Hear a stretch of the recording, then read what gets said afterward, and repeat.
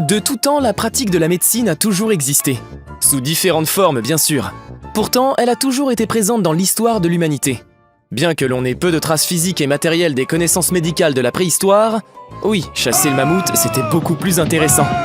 De grandes civilisations antiques ont néanmoins rendu possible de donner un sens à la médecine. Ces deux civilisations, ce sont la Mésopotamie et l'Égypte. Une saveur orientale qui donne un goût à leur histoire, et d'où proviennent les plus anciens textes et manuscrits médicaux connus. À l'exception de la Chine, dont la médecine se développe à l'écart des civilisations orientales. Alors dans cette vidéo, qui sera décomposée sur les grandes périodes de l'histoire, on vous présente l'histoire de la médecine dans toute sa splendeur.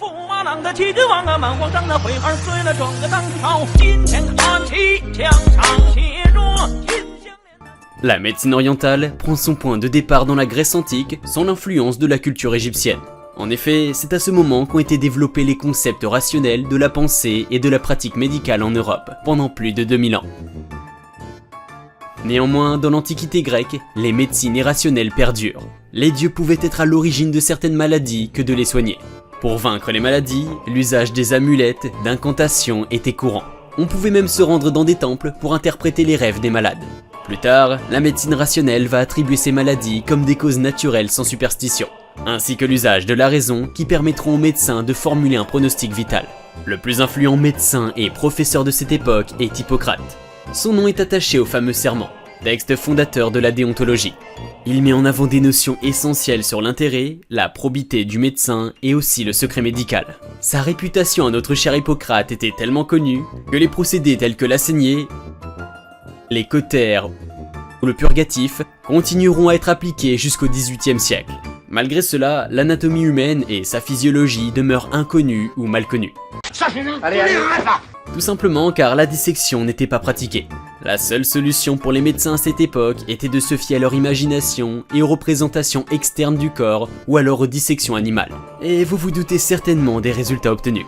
D'après nos médecins antiques, la maladie est due au dérèglement théorique des humeurs. Mais qu'est-ce qu'une humeur ? Cette théorie élaborée par Polybe, élève d'Hippocrate, comprend un système vital basé sur les humeurs et chacune d'elles en rapport avec un organe. La première étant le sang relié au cœur. Ensuite, la flegme reliée au cerveau. La bile jaune au foie et la bile noire à la rate. Et se caractérise par des qualités élémentaires. Pour guérir de ce dérèglement des humeurs, les médecins de l'époque adoptent un régime sain, faire de l'exercice et des bains. Les scélérats, hein, vous avez vu? Pour un peu, ils meurent. Eh oui. Quoi de plus normal au XXIe siècle? Petite parenthèse pas très glamour. Parfois, pour évacuer l'excès d'humeur, on procédait à des saignées, des vomissements ou même par purgation. Galien pensait que la connaissance du corps humain était très importante, mais malgré tout, les dissections humaines étaient interdites à cette époque, et se contentait lui aussi de dissections animales. Ces théories ont néanmoins dominé la médecine pendant plus de 14 siècles. Pour lui, il y avait deux sangs, le sang artériel, le sang veineux. Le sang dans son ensemble n'avait en gros qu'un sens de circulation. Mis à part les maladies affectant un seul individu, qu'en est-il des maladies affectant des groupes? Eh bien, qu'elles soient endémiques, dans une région, ou épidémiques, forte augmentation soudaine, les médecins qui ne connaissaient pas les micro-organismes? Non, faut laisser ça à notre cher Louis Pasteur, pionnier de la microbiologie. Il connut, de son vivant même, une grande notoriété pour avoir mis au point un vaccin contre la rage. Revenons à nos médecins antiques. Donc, les médecins qui n'avaient aucune idée des micro-organismes attribuent ce phénomène à un air pestilentiel, de miasmes provenant du ciel, de la terre, de l'eau stagnante ou des cadavres en décomposition. Pas très glamour toute cette histoire, n'est-ce pas? Mais nous voilà à la fin de cette vidéo, bien qu'elle ait une suite. La prochaine vidéo portera sur la médecine au Moyen-Âge.